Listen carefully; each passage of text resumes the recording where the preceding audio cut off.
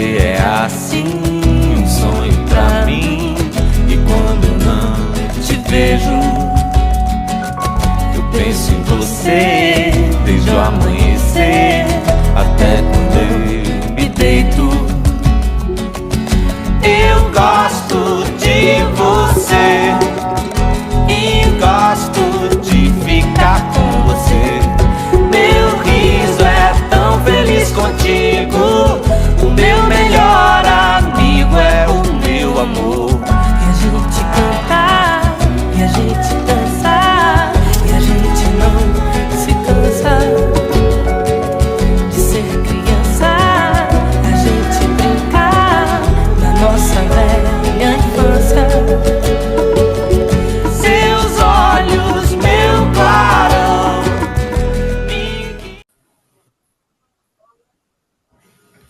Olá, queridos ouvintes do podcast Vamos Falar de Amor. Está aqui mais um programa do podcast. Eu estou aqui com minha convidada Vanessa Oliveira. Meu nome é Carlton Patrick, seu apresentador. Vanessa Oliveira, nossa convidada, ela é psicoterapeuta infanto-juvenil, que atende criança e adolescente, faz avaliação neuropsicológica. Além disso, ela trabalha com orientação parental e atualmente está formando em pós-graduação em neuropsicologia no Hospital das Clínicas da USP. Hoje nosso tema é sobre orientação parental. Orientação parental, quando a gente escuta orientação parental, né, fica meio assim, orientação parental, orientar os parentes, orientar os pais em si.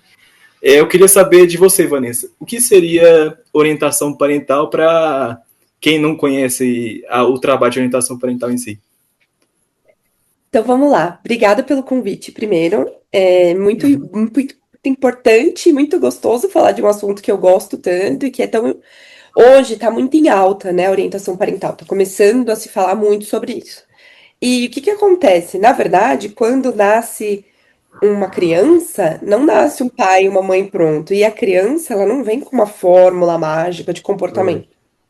E nada mais é do que reunir os pais, né, os cuidadores. Por que a gente chama de parentalidade, né, orientação parental? Porque nem sempre é mãe e pai, né? Sempre tem alguns cuidadores principais e a gente vai falar com essas pessoas para lidar melhor com os conflitos, com os comportamentos, com as emoções.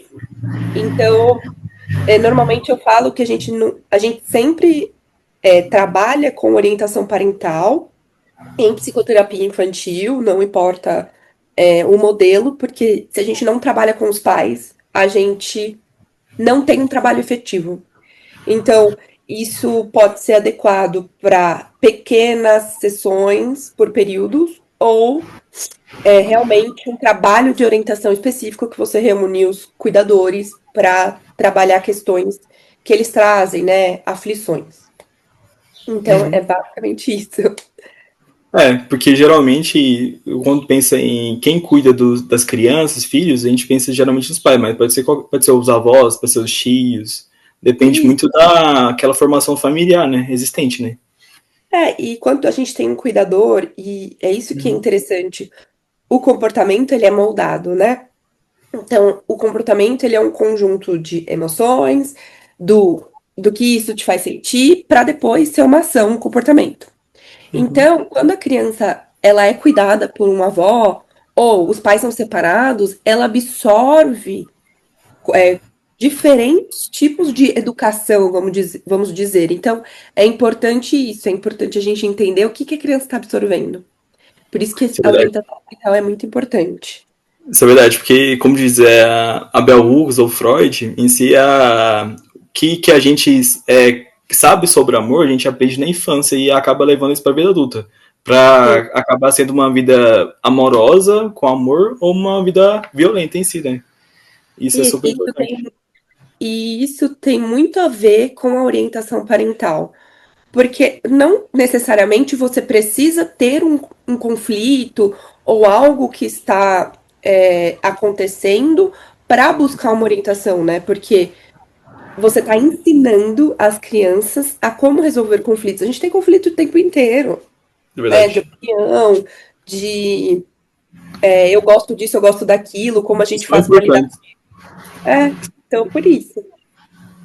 Esses conflitos. E pensando nessa questão dos conflitos, você disse, né? Os conflitos eles são muito importantes porque muitas das vezes alguns limites foram ultrapassados, né? Da pessoa que às vezes a pessoa não tem igual crianças, filhos, por exemplo, adolescentes, eles não têm um roteiro, por exemplo, de como viver a vida, né? Ah, você vai crescer, vai ser quietinho, vai estudar bem e tudo mais. Não existe isso, basicamente, nesse roteiro, né? Prévio. E nem nos relacionamentos em geral, que os conflitos são para isso, para opa, você está fazendo alguma coisa errada. O que você pode fazer diferente, né? E pensando Sim. nessa questão, porque os conflitos com os filhos, especialmente na adolescência, vão muito além da má criação em si. É muito interessante isso, porque a gente às vezes se esquece Uhum. que os indivíduos estão aprendendo. E não só os indivíduos, os adolescentes, os pais também. Porque você é uma pessoa criança se formando e aí você vai se desenvolvendo e a tua personalidade se moldando. A gente não tem uma personalidade pronta. E por isso que eu acho engraçado quando vem uma criança e fala: Isso é personalidade. Tá se moldando, a gente tá se conhecendo. E aí tem a parte da ciência, né? O córtex pré-frontal, ele tá se desenvolvendo, ele vai desenvolver até os 25 anos. Então ele tá, o adolescente, ele tá nesse processo de muitas emoções novas, muitas coisas aparecendo. Os amigos entram em jogo como fator principal e a família começa a ficar em segundo plano. Ele tá buscando essa construção da identidade, de autonomia, de ser no mundo. Então os conflitos, eles vão entrar naquele ponto de aonde eu posso ir de independência, aonde eu sou dependente, aonde eu pertenço. Não tem muito a ver, assim, especificamente com, nossa, eu falhei na educação, eu não dei o que precisava de direcionamento moral. Não tem a ver com isso. Tem a ver com se entender, né? Eu acho que é nesse caminho. Acho que os adolescentes em si, geralmente, eles têm esse sistema, né, de rebelar contra o sistema em si, né? Tipo, é porque eles estão tentando entender o mundo e eles, tipo assim, por que o mundo é assim, geralmente? Por que não pode ser do jeito que eu quero, né? Questionar. E assim, se a gente não questiona, alguém tá tomando decisão pela gente. Então, é esse processo de, tá bom, porque o primeiro ambiente social que uma pessoa tem é a família, é dentro de casa.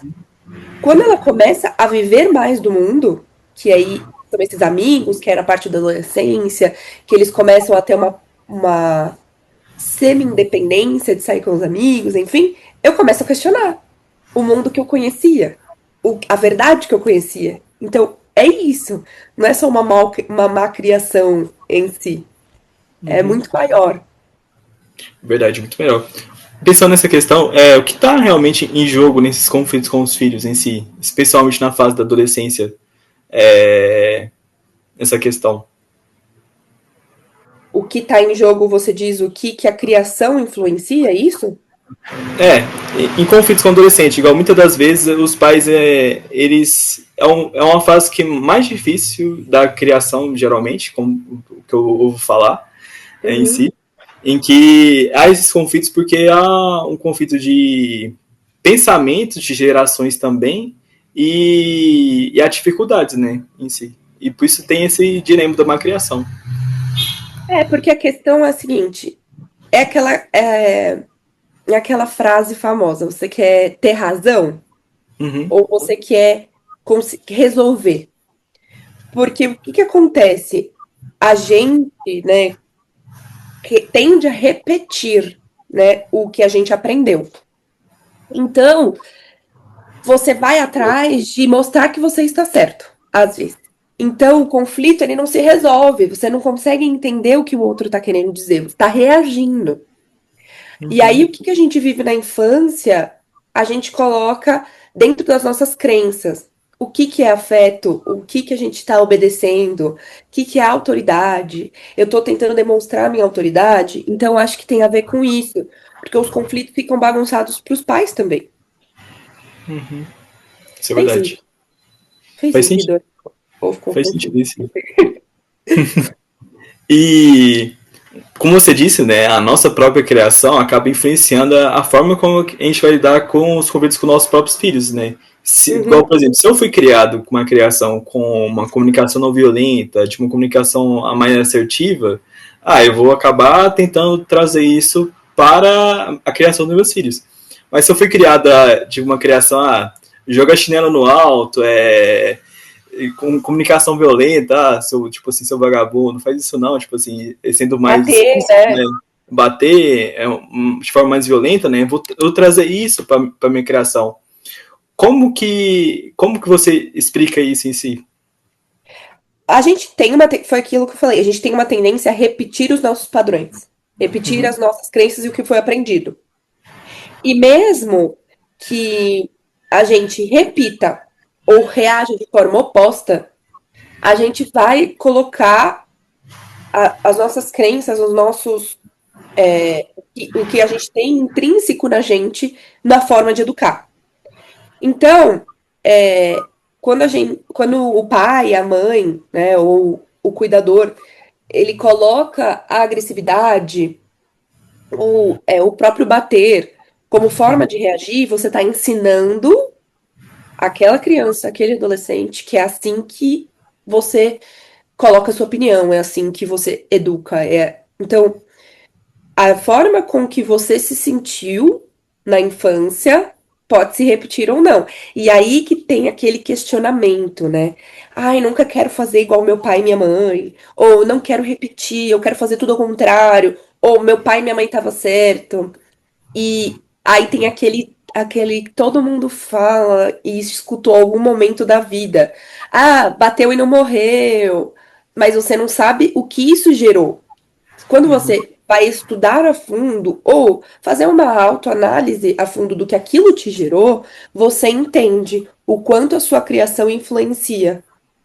Porque, por exemplo, se você sabe que gritar não vai te ajudar numa discussão, porque foi aquilo que você aprendeu na tua infância, na hora que você for discutir com um amigo, no trabalho, com um colega, a tua habilidade de discutir, de não perder a razão, ela vai estar mais no que você percebe hoje que é aceitável. Não é aceitável você entrar numa reunião e começar a gritar ou chorar.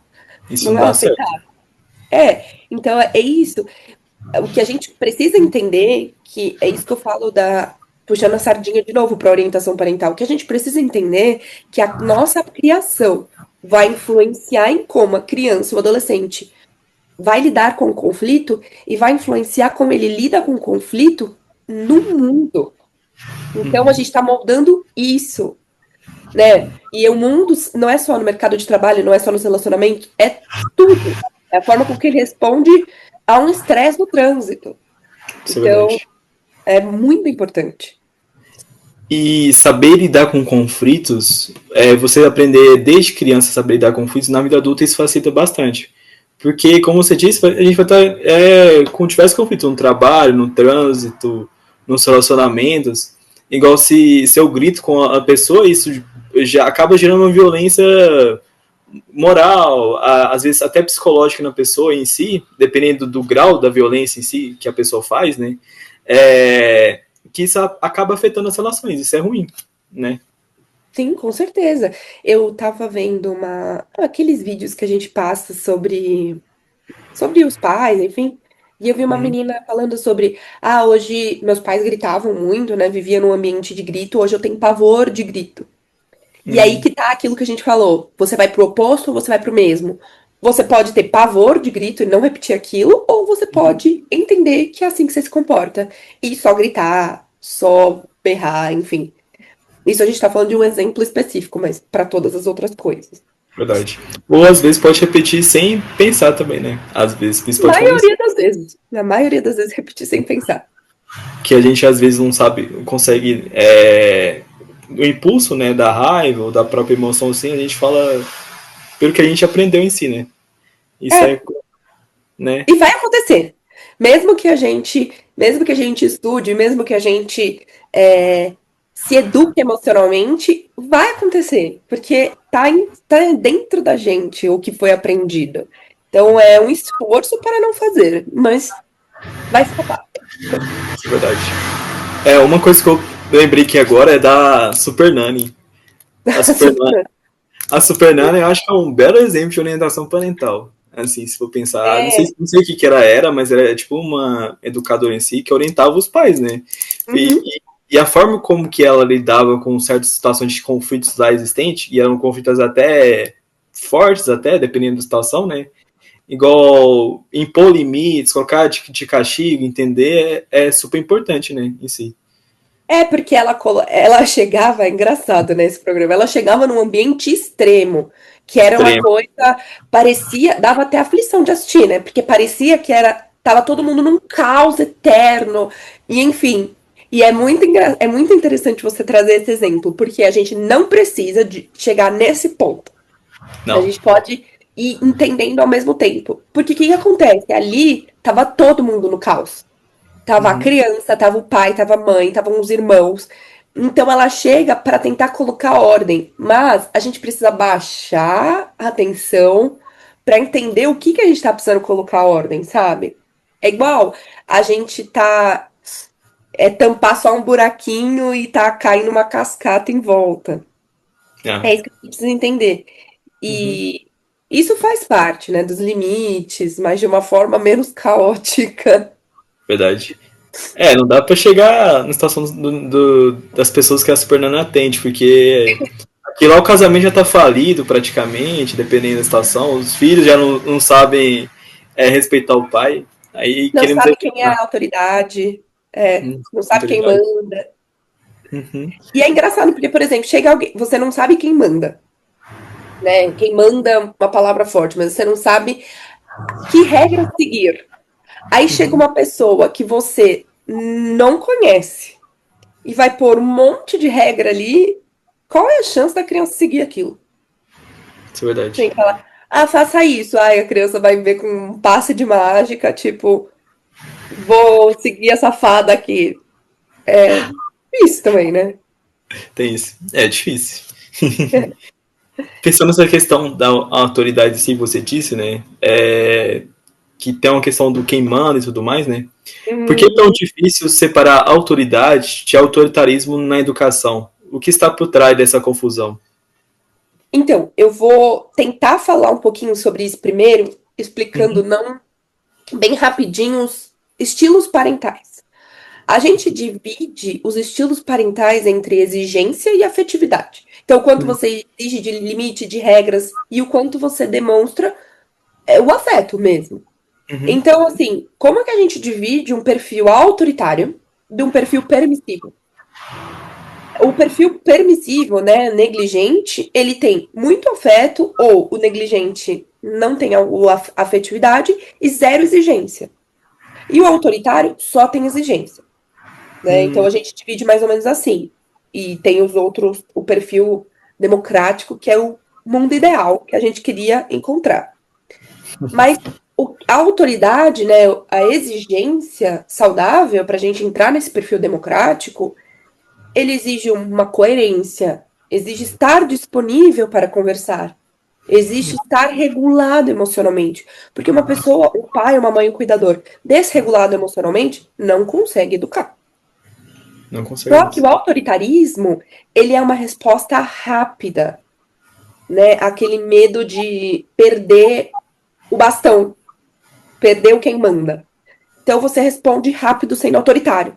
Porque sim, porque eu mandei. Porque, enfim, vamos fazer isso porque eu sou o seu pai. Que eu sou o dono dessa casa, debaixo desse teto. Enfim, então, não tem uma abertura para um diálogo, não tem uma disponibilidade para fazer entender a coerência do que, por que está acontecendo aquilo, sabe? E assim, a criança não vai nascer sabendo o porquê daquilo. Então, Uhum. essa é a diferença entre o autoritarismo e você realmente ter autoridade, porque é importante que tenha autoridade, é importante que tenha respeito, limite, mas isso seja coerente, regulado. A gente pensa numa balancinha, sabe? Para Uhum. poder o mundo ideal. Os extremos sempre são ruins, pensando nessa questão. Exato. Exato. né? E como você disse, né, o pai responder, porque eu sou seu pai, porque você mora no mesmo teto da casa. Eu penso na forma que você está expressando isso para a criança, você não está explicando o porquê daquilo. E a criança vai ficar, o porquê disso? Isso é algo muito genérico, né? Algo que a criança vai levar isso, né? E não vai entender o motivo daquela imposição em si. E ela não se sente respeitada. Porque se vem uma exigência, se vem um ímpeto, é porque a criança está sentindo aquilo. Ela está. Para ela faz todo sentido. E aí, quando eu escuto, porque eu sou o dono daqui, você não respeita o que eu tô sentindo. No cru é isso mesmo. E acaba criando crianças autoritárias também, com outras crianças, geralmente também. É a criança que vai brincar e fala: mas por que a gente tem que fazer desse jeito? Porque o brinquedo é meu. Verdade. É. Aí corta fácil a conversa em si, geralmente. E é complicado. E como você disse, né, muitas das vezes fecha a porta do diálogo, né? Quando você faz isso, né? Pensando nisso, na hora da discussão em si, o que fazemos sem querer que acaba fechando a porta para o diálogo com o adolescente ou a criança em si? A gente acabou de dar exemplos para criança, mas para adolescente, quando ele se sente desvalorizado, quando minimiza os sentimentos, quando ironiza o que ele está sentindo. Eu já fui adolescente também e eu tive que seguir as regras. Assim, atitudes que o filho ou a filha não se veja compreendido, ele só se vê chegando pro pai e pra mãe falando: olha, é isso. Não, mas é assim. Eu fiz assim, é assim. A criança, né, vai se fechando e o adolescente fecha a porta completamente. Porque se ele tá já numa época de questionar tudo, eu chego pro meu pai e pra minha mãe e eu me sinto não compreendido, eu não vou falar. E quando ele se sente, todo adolescente é assim, você não é todo mundo, e não escuta, eu vou falar pra quê? Verdade. Né? Verdade. E aquela amizade que deveria existir, né, entre filhos e pais, que é importante ter essa certa amizade em si, porque com certas situações, igual tantos pais e tantos filhos, a primeira vez deles no mundo, né?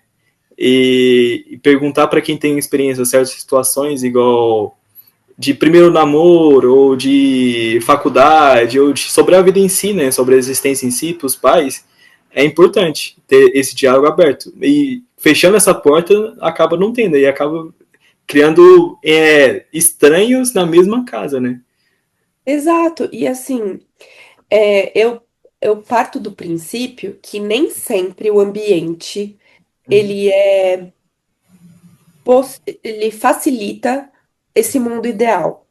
Porque a gente está falando de como encontrar um equilíbrio de uma coisa que a gente fala, nossa, isso é bacana de ver. Mas eu compreendo que nem sempre é possível. Mas quando possível, é importante que o adolescente sinta que o ambiente seguro para ele voltar é dentro de casa e com os pais. Com pais, com os cuidadores, com uma avó, por exemplo, sentar e contar, nossa, tô passando por isso, caramba. Não querer fugir, não querer sair. Tanto que a gente vê muito adolescente que o refúgio não é dentro de casa. E se o refúgio não é dentro de casa, ele vai ser aonde?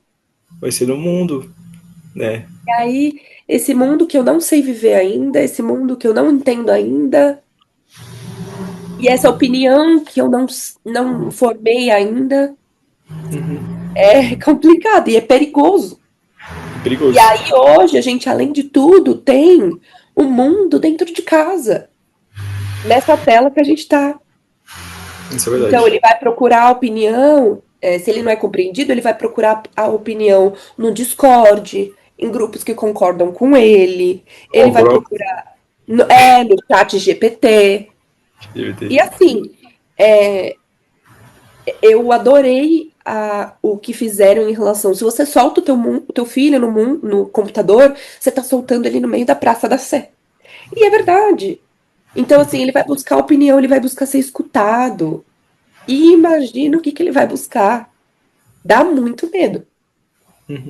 E geralmente acaba encontrando outros adultos. E esses adultos acabam manipulando essa criança. Porque tipo, grande diferença de idade, é muito fácil manipular uma pessoa mais nova. Igual 10, 15 anos, assim. Tantos relacionamentos amorosos, tantos relacionamentos com adultos e crianças em si. E isso é perigoso, né? Porque pode influenciar a coisas ruins, igual uso de drogas ou relacionamentos em si, né? É aquela coisa que a gente falou lá no início. Eu tô em formação. Uhum. Então, se eu vou escutar ou se eu vou seguir uma opinião, é muito mais fácil. Aí eu volto a pergunta pra você, que você já foi adolescente, você sabe. É muito mais fácil eu seguir a pessoa da internet que tá falando o que eu quero ouvir, ou meu pai que tá falando, não é certo porque não é certo. Tipo, não use drogas porque. O que é mais fácil escutar? A pessoa que tá falando o que você quer ouvir, né? Geralmente porque a gente acaba buscando o que a gente quer, né?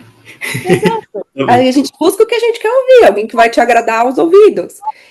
E aí a gente tem a diferença da real intenção, porque o que a gente entende que o pai, a mãe, o cuidador, a real intenção deles é proteger aquela criança, proteger aquele adolescente. E qual é a real intenção daquela pessoa da internet? A gente É não bem sabe. complicado. É bem complicado. Bem complicado em si. E pensando nessa questão das escolhas erradas, porque muitas das vezes o que a causa nos pais, ou os cuidadores em si, das crianças, né, é uma angústia de ver o filho fazendo escolhas que eles consideram erradas, né? Como que lidar com essa angústia dessas escolhas erradas assim, sem cair no controle excessivo? Partir do princípio, eu acho que a resposta mais direta e mais fácil para isso é partir do princípio que errar faz parte de se desenvolver. Verdade. Bom. E assim, quando a gente controla excessivamente, quando a gente coloca ou controla excessivamente ou resolve todos os problemas da criança, né, do adolescente, não permite com que ele se responsabilize, a gente impede a construção desse desenvolvimento. Então, o que a gente espera, né, disso? A gente tem que aceitar esse desafio de sustentar os limites, orientar e também lidar com a nossa frustração de ver a criança ou o adolescente errar. Porque faz parte. Não é educativo eu sempre resolver, eu sempre te falar, se você fizer isso, você vai ter errado. Não, então agora, para você não fazer, você não vai poder ir. E eu impeço ele de errar, eu impeço dele evoluir. Dele aprender, né? Que errar causa aprendizagem na pessoa. Se não matar, tá de boas, né? Se não matar, não é uma lesão. É para isso que serve a orientação, o limite. Serve a gente falar, olha, eu não. Você vai lá, você entende? Você entende que você tem que cuidar do celular, você entende que você não pode entrar no carro de alguém que bebeu. Enfim, a gente pode orientar. Mas agora, proibir de que faça, Não. eu tiro essa possibilidade de aprender, a responsabilidade. Porque geralmente, como diz o Freud, né, a gente aplica os próprios narcisos, nossos próprios narcisos no outro, né? E geralmente também acontece nos filhos, né? Que a gente tem as expectativas do que às vezes que falta na gente, igual, eu tenho expectativa do meu filho formar em medicina ou ter um bom emprego, faculdade em si. Aí essas expectativas, quando não são realizadas, são frustradas. E não deve ter tantas expectativas assim. Deve, mas não assim, né? É aquela coisa, se você tem filhos, para eles atingirem a tua expectativa ou para eles cuidarem de você quando você ficar velho, Já tá Volta errado. no asilo. Já tá errado. Então, é isso que a gente tem que pensar. E aí que eu te falo que é um ponto que muito não se sabe, mas que é trabalhado na orientação parental. A gente também trabalha o que aquilo faz você sentir. Como esse conflito te atinge. O que está acontecendo quando você, pai, mãe, cuidador, é frustrado nessa relação de filho. Verdade. E às vezes, quando a gente está educando, quando tá seguindo o dia a dia, a gente não para pensar que aquilo te frustrou e que aquilo te gerou um mal-estar maior por você, né? O que te fez sentir, não pela situação em si. Porque muitas vezes os pais geralmente vai num piloto automático, né? E acaba tendo aquele sentimento e não nomeia os sentimentos, as emoções, ou não sabem lidar depois com isso, né? É só, passou e pronto, né? Bora pra frente, vida que segue. E assim, é um privilégio aprender a se regular emocionalmente, fazer terapia. Hoje, infelizmente, não é para todo mundo como eu gostaria que fosse, que todo mundo pudesse ter acesso. Mas quando a gente tem pais que são regulados emocionalmente, que são psicoeducados, né? A educação dos filhos e a formação de filhos emocionalmente estáveis é muito mais direcionada, é muito mais possível. Então, às vezes tem pessoas criando pessoas sem saber lidar com os sentimentos delas. Então, como é que eu vou te ensinar a lidar com seus sentimentos se eu não sei lidar com o meu?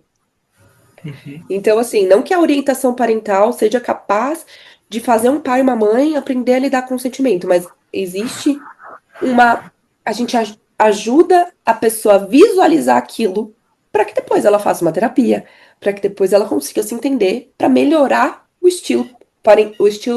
né, a parentalidade dele. Verdade. É a arte de cuidar, né? Em si. Se você cuida de alguém, você tem que se cuidar também, né? E se você está bem, você consegue cuidar bem outras pessoas. Se você não está bem, você não consegue lidar com outras pessoas em si, né? E vice-versa. É aquela máxima do ar no avião. Põe a máscara em você primeiro para depois pôr no outro, né? Essa Verdade. é a realidade. É a máxima em si. E pensando nessa questão do escutar o filho em si, como que os cuidadores em si podem ouvir verdadeiramente o filho, mesmo quando, de certa forma, discorda profundamente do que ele está dizendo? Escutar. Escutar com coerência. Por exemplo, você não vai. Eu vou te escutar, mas não quer dizer que se eu te escutar, eu vou fazer o que você quer. Eu valido a forma com que você se sente. Então, quando eu escuto, efetivamente, eu valido, ele diminui a possibilidade dos dois lados entrarem numa defensiva Isso é verdade. e ele aumenta a possibilidade de reflexão. Então, é aquilo que a gente tá falando. Se eu me sinto escutado, eu vou parar para pensar. Nossa, pode ser? Porque é interessante que a gente não espere virar pai para entender o que o pai e a mãe estavam falando. Então, se você escuta e você faz a pessoa refletir, a tendência é que gere essa possibilidade de absorção do que Isso é foi dito. verdade. Uma das coisas que eu sempre gosto de falar é que a arte, você expressar que ama alguém, é você escutar ela. A maior forma de você expressar que ama alguém é escutar ela de forma verdadeira, estar presente naquele momento, que muitas das vezes filhos ou relacionamentos amorosos em si, a pessoa só quer reclamar e falar, né, dizer. E dependendo da situação, é uma coisa importante pensar, opa, tô aqui escutando, não vou rebater, não vou jogar dedos na cara nem nada, eu vou baixar minhas facas. Escutar de forma verdadeira e pensar, será que isso é válido ou não? Eu posso mudar, dependendo da questão, né? E aí, por exemplo, quando eu sei que eu sou escutado, eu não vou ficar, nossa, ele só tá falando isso porque ele tá falando porque ele tá te escutando e ele viu um outro lado daquilo. E aí, Verdade. quando a gente não tá na defensiva, o nosso ouvido ele aumenta. Então, faz sentido. Em tudo. Não só como pai e mãe. Tudo mesmo, nas relações e de modo geral em si. É. Que a gente quer expressar nossas opiniões e tudo mais, e é complicado. Não, e às vezes você só vai reclamar mesmo, e tá tudo bem. Eu só queria reclamar e desabafar, e enfim. Uma terapia por 2 minutos. É isso. Tipo, É isso. pensando nessa questão dos limites, né? Por que é tão difícil colocar limites de um jeito que o filho entenda o porquê e não apenas sinta que está sendo punido em si? Porque colocar limite é difícil. E Verdade. colocar limite exige que você seja constante, que você explique, que você não mude de ideia. Porque, por exemplo, se você coloca um limite e aí a criança ultrapassa e você é maleável com aquilo, ou só é dito uma vez, ele não é eficaz. Isso é verdade. Porque a criança entende que, se eu passar, não passar, enfim. Então ele exige tempo, exige constância, exige que você explique para a criança compreender, para assim ele se tornar eficaz. Por isso que é difícil. E assim, mais uma vez eu repito, a gente tá falando de um mundo ideal. A gente sabe que pai, mãe, cuidador tem vida corrida, tem às vezes uma casa que não tá estruturada, tem às vezes pais separados que vai 15 pra cá, 15 pra lá. Então, por que que é difícil criar limite? Porque, além de tudo isso, de dificuldade por si só, tem a vida. E aí se torna cada vez mais difícil. Então é um trabalho árduo. É, E outra coisa, o limite, ele só funciona se ele tem uma consequência daquilo. Senão é só uma sugestão. Pode seguir ou não. consequência como você fala? Ele tem que ter uma consequência. Se você quebrar e eu te der outro logo em seguida e não tiver nada, não acontecer nada, eu não vou me importar de quebrar. Vou quebrar de Agora, novo. se você quebrar e você não tiver outro, ou se você quebrar e você tiver que guardar o seu dinheiro para ter outro, isso é uma consequência. Não consequência do tipo, quebrou castigo. Não, isso não. Ou quebrou, bateu. Não. Eu preciso entender o que é aquela consequência. Então, para isso que serve a explicação, o limite com explicação. Às vezes a falta, né, daquilo, né, em si. E, por exemplo, hoje a gente vê um monte de criança com abundância. Verdade. Aí, por que eu tenho aquela abundância? Aí a gente vai ter que entender da onde tá vindo aquilo, tá querendo compensar da onde. Mas eu vejo uma abundância do tipo, que legal isso, vou pedir pra minha mãe. Compra pra mim? Compro. E uma coisa com tudo, sabe? E aí você fala, poxa, mas onde que tá o limite? Onde que tá aprender a buscar aquilo? Ou esse desejo, eu quero alguma coisa, vou pedir de Natal, esperar aquilo. Não tem mais espera. Isso Tudo é pra já, né? Prazer, pra já. E prazer imediato. E aí a gente cria adultos que são viciados em buscar esses prazeres imediatos. E ele pode vir de várias formas. E não sabe lidar com frustração. Tipo, passar na vitrine da loja e o pai falar, a gente volta depois pra comprar. E nunca mais voltar. Eu acho que eles. Tem gente que não sabe mais o que é isso. Né? E às vezes é importante. Tem todo um movimento por trás do que o pai e a mãe faz isso ou age dessa forma. E a intenção realmente de falar sobre esse assunto em nenhum momento é culpabilizar ou falar, olha que horror, apontar para um pai que faz qualquer uma dessas coisas, eventualmente, que a gente falou, vai falar aqui. Mas é fazer com que reflita o que isso vai causar depois. Porque o que falta é a gente entender o que isso gera. que essa falta de limite ou o que estar nesse piloto automático gera lá na frente. O que a gente vai colher? Porque vai colher. A pessoa não vai saber lidar com frustrações. E não saber lidar com frustração é muito perigoso. Imagina, então, porque eu fico pensando nas relações de pais e filhos num dominó. Imagina, então, um pai que não sabe lidar com frustração criando uma criança que nem sabe o que é isso ainda. Então, imagina esse dominó. Vira uma bolona.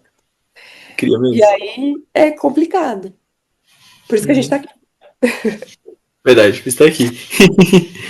E pensando em a questão você falou da regulação emocional em si, como que os cuidadores, os pais em si, podem manejar a própria raiva, medo ou decepção durante um conflito para que a resposta seja educativa e não apenas uma explosão em si? A gente tem que aprender uma coisa que é difícil pra caramba e exige muito, que é regulação emocional. Então, entender é isso que a gente, aquele ponto que eu trouxe que também a gente fala na orientação parental. Entender onde que pega pra mim, o que me desregula, o que me deixa, bate no meu sininho assim que eu fico, nossa, não adianta que eu fale, eu não posso, se a criança fizer isso, me tira do prumo. Então, entender aonde te desregula pra saber o que eu faço quando isso acontecer. Porque o comportamento é isso. Aconteceu a situação, me gerou um sentimento, me gerou o que eu pensei, e aí eu agi. Né? E aí eu fiz aquilo. Então, agir com raiva, mas o agir com raiva, ele tem uns. Por que aconteceu aquilo? Então, se a gente faz um treino, porque exige, a regulação emocional, ela exige. Eu pausar, nomear o que eu tô sentindo, ou eu adiar a conversa, retomar depois, a gente vai criar estratégias e ferramentas para lidar com isso. Para não ser só reativo, para realmente ser educativo. Porque ninguém aprende na reatividade. Isso é verdade. Reatividade só gera aversão muitas das vezes. E aí e distancia, ou enfim, vira um ciclo vicioso. Né? Não fica educativo. Isso é verdade. É o que não queremos em si. E pensando nessa questão dos conflitos, será que existem conflitos que valem a pena? Como saber quando é hora de brigar em si, de ter o conflito, né? E quando é hora de ceder? O conflito, na verdade, assim, não é só questão de valer a pena. Eu acho que ele é necessário. Existem conflitos que são necessários. Mas, por exemplo, se a criança vai se colocar em perigo, né, não vai estar segura, ou se excede o respeito, desrespeita, enfim, situações em que exijam com que o pai, a mãe, o cuidador se posicione de uma maneira firme, é importante com que esse conflito exista para entender, daqui não pode passar. Você chegou nesse limite. Isso não é aceitável. Então, assim, se é uma questão de, gostei disso, não gostei disso, enfim, ou outras coisas, tudo bem, mas quando é um limite, a criança vai pular de um negócio que ela vai se machucar. Não, então a gente tem que, isso não dá, enfim, agir. Mas existem coisas que exigem o nosso posicionamento firme, então é para isso que serve o conflito respeitoso, mas o conflito, e outras coisas que, enfim, uma conversa resolve, ou depois virar e falar, olha, então, sabe aquilo que aconteceu? Olha, eu acho que daria para ser feito dessa outra forma, enfim. Aí eu acho que fez sentido. Quando eu penso em brigas que é viável ceder, acho que eu penso em coisas banais. Por exemplo, se a criança quer comprar alguma coisa para a escola dela, que ela acha super legal e tudo mais. Aí o pai começa a brigar com isso. Que é caro, porque para que você vai precisar disso e tudo mais, né? Certa coisa, Por exemplo, porque eu quero. Tem que ver o que vale a pena. Por exemplo, eu quero sair de roupa de super-homem. E o pai quer que ele saia de camisa polo. Vale o conflito? Acho que não. É que- Deixa ele usar para super-homem. Gente, vale o conflito? Não vai. Assim, porque a gente vai num casamento. Pô, aí é uma coisa diferente. Olha, filho, a gente vai. Enfim, mas agora, a gente vai no shopping. Nossa, vale o conflito? Entendeu? Então, assim, agora, eu desrespeitei a minha avó, né? Falei, avó, você é muito chata. Vale o conflito do pai com o filho ali naquele momento? Vale. Vale o conflito. Uhum. Então, assim, são essas questões. Verdade. São as questões que a gente deve pensar em si. Isso é Uhum. importante. E muitas das vezes, como você disse sobre os estilos de orientação parental no começo, né? Tem uns mais permissivos, tem outros que são mais autoritários em si, né? Pensando nessa questão, os pais também podem ter diferentes estilos de educação em si, que são muito diferentes, e como que isso afeta os filhos e como buscar um meio termo em si, nesse estilo de educação diferente. O primeiro ponto é a gente entender qual é o nosso estilo parental. Como que os pais se posicionam em relação aos filhos. E, assim, isso a gente não vê só em pais separados. A gente vê em casais também. Quando tem muita discrepância no educar, pede pro seu pai. Ou a mãe fala não, eu peço pro pai, o pai fala sim. Essa discrepância, ela gera confusão, gera insegurança, gera rivalidade. E assim, a gente sabe que duas pessoas que foram educadas por pessoas diferentes não vão pensar da mesma forma. Mas é importante, e isso eu falo muito com os pais, que exista uma coerência. Que eu saiba que se meu filho for perguntar pra mim, ou se for perguntar pro pai, pra mãe, vai ser a mesma resposta. Então isso é básico. E assim, são coisas, regras, a consequência daquilo, a forma de comunicar, ela tem que ter uma coerência básica. Não vai ser a mesma resposta, mas vai ser coerente. Então, não dá pra eu ter um pai autoritário e uma mãe permissiva negligente. Isso vai gerar insegurança, não é coerente e vai ter muito conflito. E aí, de um ou de outro vai afastar. Então a gente tem que primeiro entender qual é o estilo parental, primeiro entender o que a gente vai trabalhar ali, e aí buscar esse equilíbrio na medida do possível. Verdade. Buscar esse meio termo, né? Que é o ideal, e abrir os canais de comunicação, muitas das vezes, né? Porque muitas vezes, como você disse, né? Quando tem estilo diferente de educação, a gente não abre um diálogo, um canal de comunicação para isso, né? A gente só vai educando e pronto, vai no que a gente acha que é o certo, né? E isso acaba gerando outras questões. Sim. Né? Com certeza. Super importante canal de comunicação. E você disse questão de separação em si, né? Em casos de separação, como evitar que os conflitos casais acabem virando um fardo emocional para os filhos? Porque separação tem questões de conflitos, igual patrimoniais e tudo mais. No começo, às vezes até vai estar arrastando em si. Como que evitar que isso traga para os filhos em si? Nossa, é muito. Às vezes eu olho essas situações porque a gente tem bastante isso no consultório e é muito injusto usar o filho. Então, Como arma. é como arma emocional, como. Então se você fizer o que sua mãe tá falando, você não é leal a mim, você não me ama. Isso é.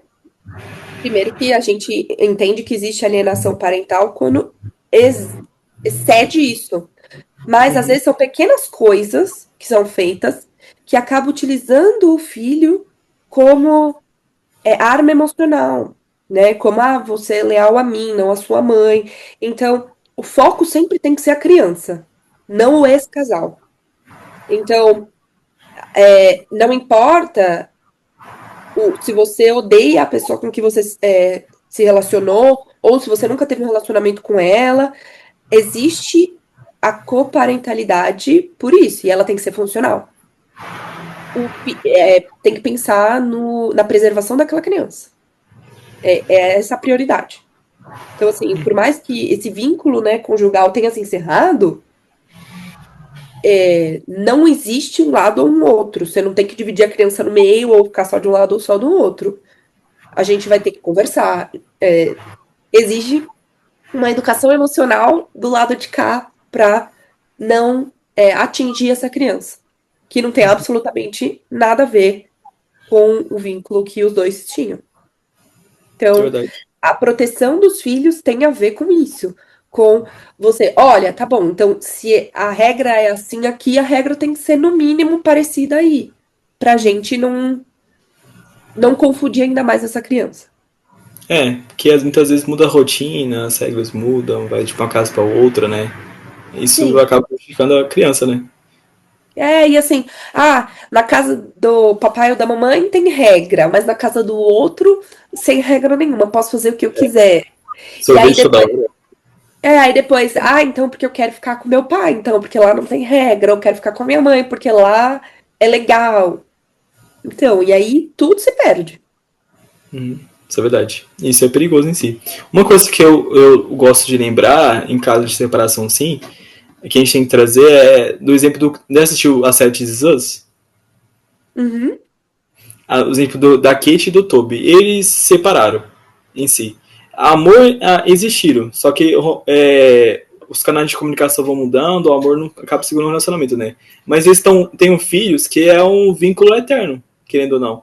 E uma Sim. das cenas finais tipo, deles com casais diferentes, mas olhando para os filhos, eu acho as cenas mais lindas em si, porque acho que representa isso, casais separados, porque vocês vão estar com vida diferente, mas o que importa naquilo lá é o vínculo que você tem, os filhos, né? E como que podemos trazer essa educação de uma maneira que seja efetiva, prazerosa e que construa aquele pequeno ser humaninho ou ser humano em construção e uma pessoa decente, uma pessoa excelente, que você olha para aquela pessoa, uau, eu criei essa criança.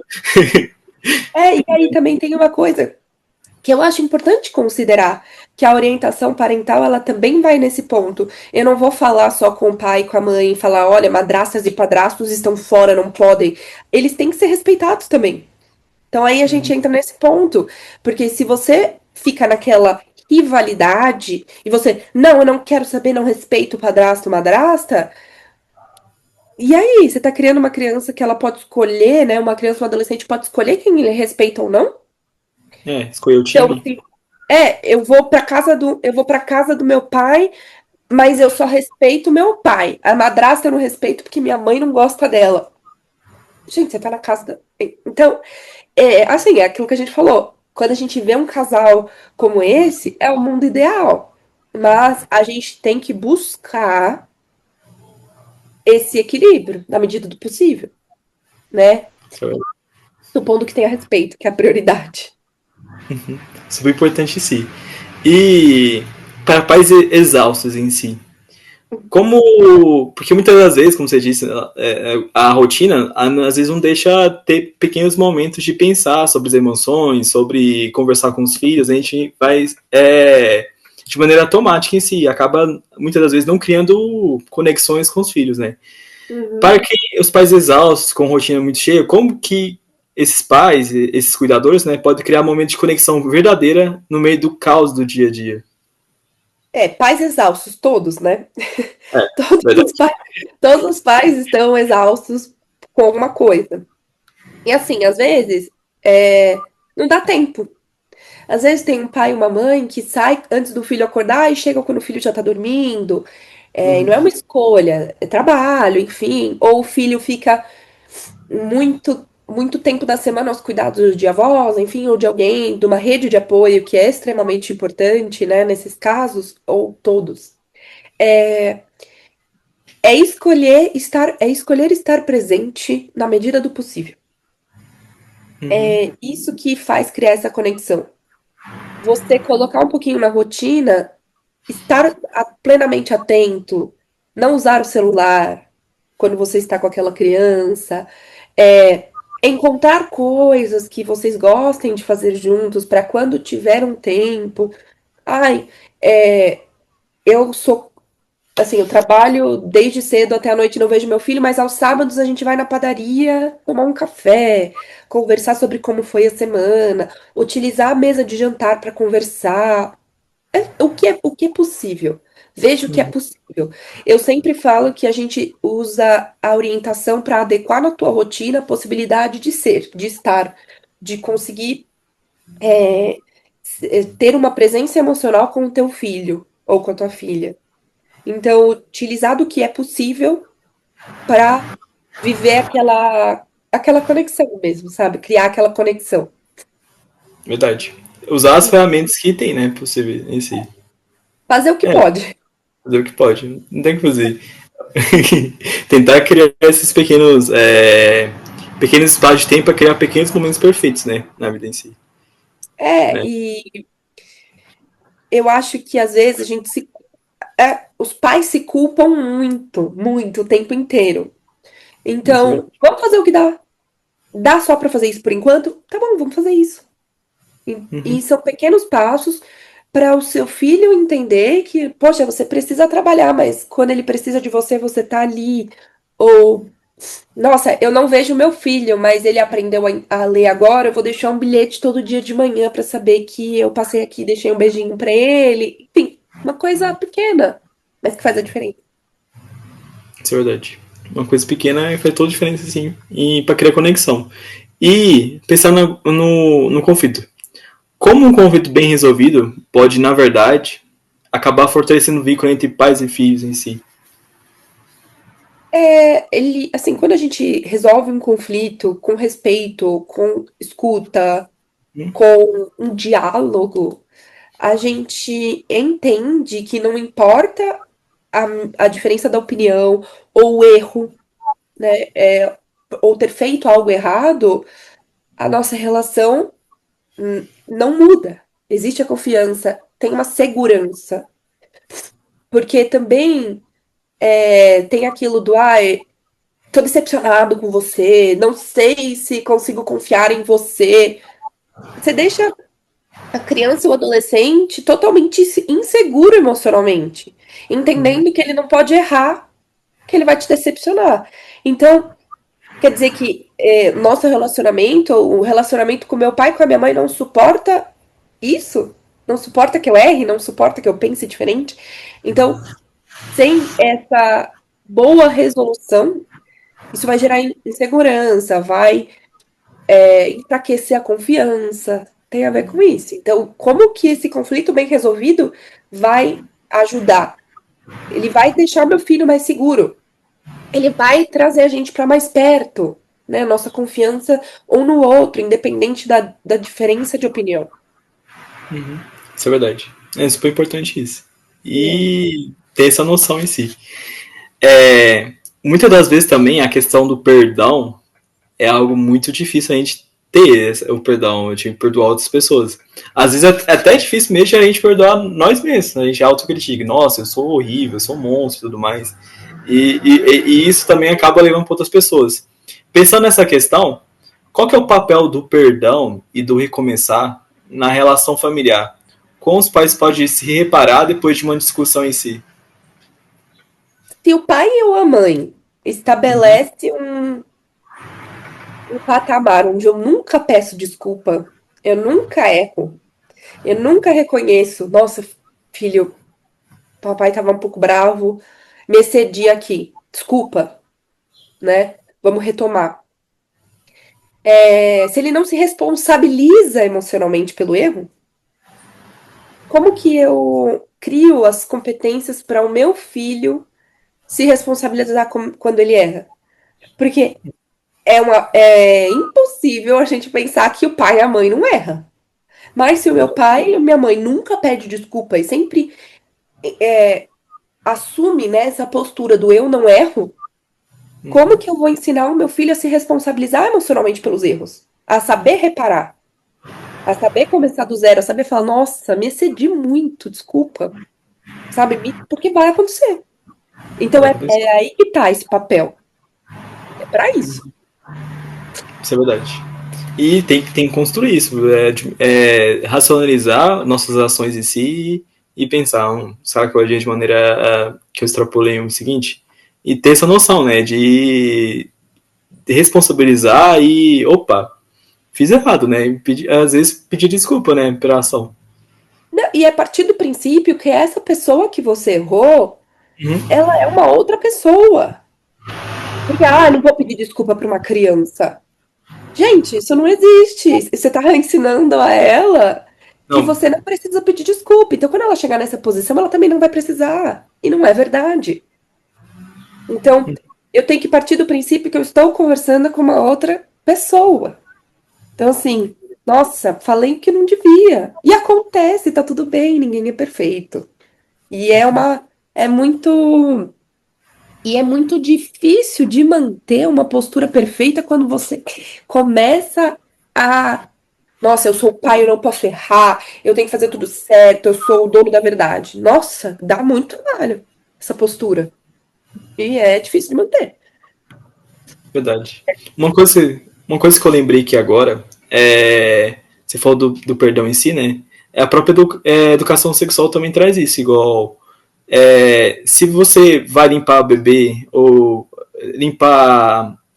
banhar ele, pedir licença, licença, para ele sentir seu próprio percebimento do corpo. Eu acho que também acaba se aplicando a desculpa.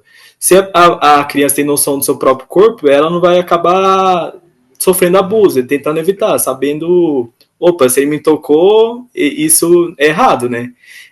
Se eu pedir perdão, opa, isso eu posso pedir perdão e desculpa, eu admitir meus próprios erros e expressar para a pessoa, né? Você tá dando uma mensagem de que o adulto não pode tudo. E assim, obrigada por trazer esse assunto, porque esse assunto é um assunto que também gera uma conversa imensa, mas é um assunto que para mim é uma prioridade na clínica, porque se a gente entende que o adulto não pode tudo, se a gente educa essa criança de forma que a gente não vai estar com essa criança o tempo todo, mas se a gente explica para ela que o corpo dela não é público, isso ajuda a proteger muito essa criança, a gente não faz ideia. E, assim, você falar para essa criança que ela é obrigada, não importa o que aconteça, a beijar os adultos, isso é perigoso. Porque qualquer adulto que tentar beijar ela vai achar que ela é obrigada. Ela precisa ter educação, respeito. Então, assim, uma coisa, né, sobre o abuso sexual e a prevenção disso, eu tô abrindo um parênteses para falar sobre isso, é que a gente precisa falar sobre isso com as crianças. A gente precisa fazer com que elas entendam que nem todo adulto é de confiança. E ela precisa entender, e isso é o papel do pai e da mãe, que nem todo adulto tá certo. Então, se o adulto chegar e falar, olha, não conta pra mamãe e pro papai o nosso segredo, ele precisa entender que isso não tá certo. Ele precisa entender quem são os adultos de confiança dele. Então, assim, além de tudo que a gente já tem falado sobre orientação parental, sobre educação hoje, é um pedido que os pais estejam atentos nesse ponto. Os meus pacientes, eles estão sempre informados, na medida com que eu posso, e sempre converso com os pais, sobre os limites do corpo deles. Então, isso é uma prioridade. Muito importante. Que hoje eu vejo as crianças falando, não, eu não quero abraçar, ou eu não conheço você. Isso é uma proteção tão poderosa que a gente evita coisas que estão acontecendo que são absurdas, que a gente fala, meu Deus. Até porque tem adulto que, infelizmente, não tá focado na prioridade da criança e vai colocar essas crianças em perigo sexual. E essa marca é pra sempre. Verdade. Essa marca é para sempre. E é importante não criar um muro de silêncio, né, em si, nessas situações. que pode acontecer é que geralmente estupradores em si são gente próxima da família, né? Pessoas conhecidas. A grande maioria das vezes. A grande maioria, uns 70 e poucos por cento, mais ou menos, assim, que eu lembro a estatística. E é importante que, quando acontecer, a criança saiba informar e saiba expressar bem, né? E o adulto acredite, né? A educação sexual e para a criança é para prevenir que isso aconteça. E aí que tá. Tudo que a gente falou até agora, vínculo, confiança, conversa, boa comunicação, isso também é uma arma poderosa de prevenção. Porque a criança vai falar para você o que aconteceu, vai falar como ela se sente, vai saber falar não. Então, isso é poderosíssimo. Eles andam lado a lado. Porque é muito triste a estatística do quanto quanto esse abuso vem de avô, pai, vem de tio, Padrasto. vem de tia, né? Porque a gente às vezes olha só para menina, mas os meninos sofrem muitos abusos também, não é só para as meninas. Então, a estatística é exorbitante em relação ao quanto tá sempre perto, e na maioria das vezes é de perto. E a gente tem que ensinar essas crianças a se proteger e a gente tem que sempre estar atento. Sempre. Isso é verdade. Super importante. É ficar atento nessa questão. E indo para outro lado em si, para quem se sente perdido, qual que é o primeiro passo para melhorar a comunicação em casa, em tudo que a gente disse em si, com os filhos e tudo? Eu acho que o primeiro passo para melhorar essa comunicação é o que você está tentando comunicar. Né? Vamos revisar de onde que está vindo a minha postura, o que eu estou fazendo, o que eu estou exigindo. E é difícil separar para olhar para você, para o que você está fazendo. Então, eu estou tentando fazer o porquê sim, porque eu mando, porque é assim, ou eu estou conseguindo me explicar? Se eu tivesse nesse lugar, eu estaria entendendo? Então, é tentar ver o que está acontecendo, revisar essa postura antes de querer que a pessoa entenda sem se fazer entendido. Isso é verdade. É super importante, sim. E pensando nessa questão, porque muitas das vezes a gente tenta ter certas informações, né? Mas às vezes é hora de buscar ajuda externa na educação dos filhos. Pensando nessa questão, quando é a hora dos pais, dos cuidadores, sim, buscar ajuda, quais são os sinais de que a família precisa de apoio nessa questão? É aquilo que a gente falou anteriormente. Não precisa esperar chegar no caso da Super Nanny. Né? Não precisa esperar o caos para buscar ajuda. Às vezes, os pais esperam conflitos muito intensos. Quando tá todo mundo sofrendo muito significativamente para procurar ajuda, né? Mas pode vir antes disso. Tá vindo um irmão. Eu não sei como é que vai ser. Nossa, vou buscar ajuda. Quando o incômodo tá grande, né, em si, enfim, é importante procurar ajuda. Procurar ajuda não é um fracasso. Não quer dizer que você não é um bom pai, uma boa mãe. Quer dizer que você está tentando criar ferramentas para ajudar o seu filho a crescer melhor, a se educar melhor. Então, assim, não precisa esperar já não aguentar mais. O sofrimento estar imenso. Às vezes, você está tentando colocar aqui uma regra, criar uma rotina, fazer a criança dormir no próprio quarto e não tá conseguindo, pode procurar ajuda. Eu tô precisando de orientação porque eu não tô sabendo conversar, não tô sabendo. Meu filho tá vindo com questões sobre os sentimentos dele e eu não tô sabendo responder. Enfim, não é uma coisa extrema, mas também entender que a orientação parental é cuidado e é prevenção. Né? Isso é verdade. Incluir na nossa cultura o hábito de prevenir, não só remediar. Então, partir desse princípio. Para evitar maiores conflitos ou maiores problemas, assim, né? A prevenção é super importante. E uma coisa que eu pensei aqui agora, a gente falou sobre educação sexual em si, até para quem sabe sobre educação sexual, parentalidade e outras informações importantes para cuidar dos filhos em si, há certas situações tem que olhar e pensar, será que é isso mesmo? Isso que eu estou fazendo? O que eu devo fazer, né? Porque até quem sabe precisa pensar melhor certas situações em si. Por quê? Porque o mundo, ele, de certa forma, ele muda a todo momento. As telas e tudo, o controle dos pais, tem a adultização agora, né?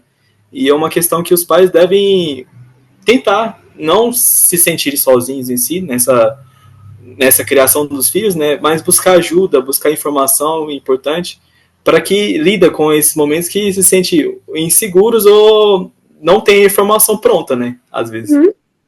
A gente, ninguém vai nascer com a resposta pronta, né? E é muito importante porque essa questão das telas, tem muita gente confusa em relação a isso. Pode, não pode? O quanto pode? E existem respostas para isso. O quanto pode, a partir de que idade pode. A Organização Mundial da Saúde fala sobre isso bastante. Então, tem coisas que dá pra gente limitar, porque é comprovado. Mas tem coisas que a gente tem que repensar, tem que olhar, tem que entender. E aí tá esse questionamento. Dá trabalho. Muito trabalho. Mas tem que questionar. Mas é possível. Toda construção de amor é de forma saudável, dá trabalho e é uma construção árdua que precisa ser feita. E tudo isso que a gente falou hoje é construção de amor. É muito amor. Você educar alguém é muito amor. Isso é verdade. É extremamente importante. É totalmente amor em si. E indo finalizando a entrevista, tem uma pergunta que eu faço para todas as minhas convidadas em si, que é a seguinte pergunta: o que você gostaria de ter sabido antes sobre o amor? Nossa, são muitas coisas, acho. Sem respeito não tem amor. Isso é uma coisa muito importante. E que não é porque a pessoa te ama que ela vai concordar com absolutamente tudo que você fala, que você faz. E Também. não é por isso que ela vai te amar menos, se ela discordar. Ou se ela te repreender, ou enfim. Isso é verdade. Ainda bem, né, que existe a discordância. Imagina, imagina você ou eu vivendo num mundo onde só tem Vanessa ou só tem Caritas por aí. Nossa senhora. Seria uma chatice. É isso que às vezes é essa epidemia das bolhas da internet que estão tentando fazer. Pessoas que só pensam comigo do mesmo jeito que eu, que só concordem comigo. E isso é absurdo, né? Absurdo. Isso não é amor. Isso não é bom. Tem que ter pensamento diferente. E amor e sentidos de amor diferentes sobre vínculo também e afeto. Isso mesmo. É importante. E eu quero agradecer a Vanessa, a psicóloga Vanessa, pela entrevista. Foi muito bom. Espero que todos tenham gostado. Agora eu vou dar um espaço para ela se despedir e falar um pouco do seu trabalho, do seu Instagram, para quem quiser conhecer melhor o trabalho dela. Eu queria te agradecer de novo, Cariton, pela oportunidade de falar de um assunto que eu amo. Tem muita coisa a mais pra gente falar sobre isso. A gente falou sobre coisas muito importantes, mas daria pra gente ficar a vida toda falando. E quem tiver dúvida e quiser perguntar, né, quiser me procurar, pode me procurar pelo Instagram, tem os meus contatos lá. Meu Instagram é psi.vanessado.